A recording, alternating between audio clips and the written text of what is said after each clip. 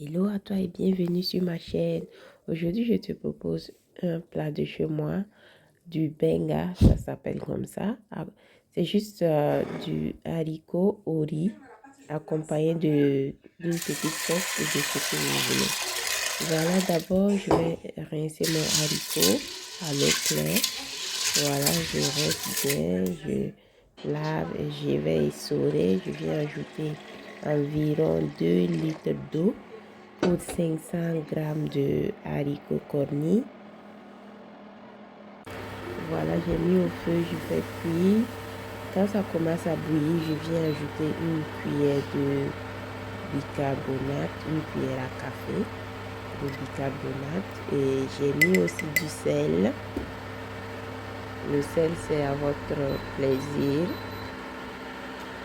Voilà, je vais diminuer le feu. Je mets un feu moyen. Je viens mettre le couvercle, ne fermez pas complètement parce que ça risque de déborder. Après environ 30 à 40 minutes, je viens tester la cuisson de mon haricot. Si ça s'écrase facilement, c'est que c'est le moment d'ajouter votre riz.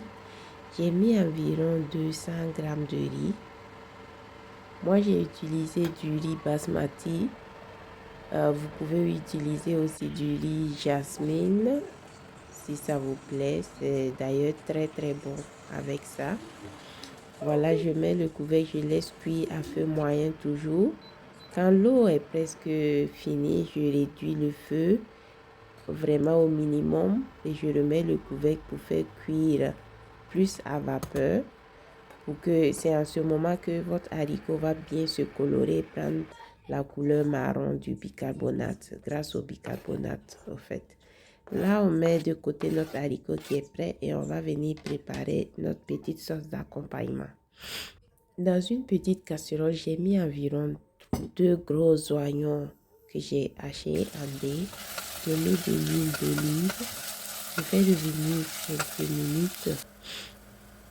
Quand mes oignons sont assez ramollis, bien translucides, je viens ajouter 2 grosses ou 3 tomates coupé en dés aussi.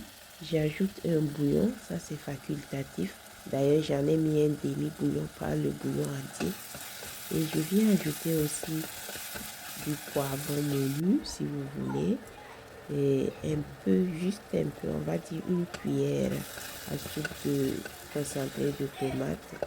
Je fais revenir encore quelques instants.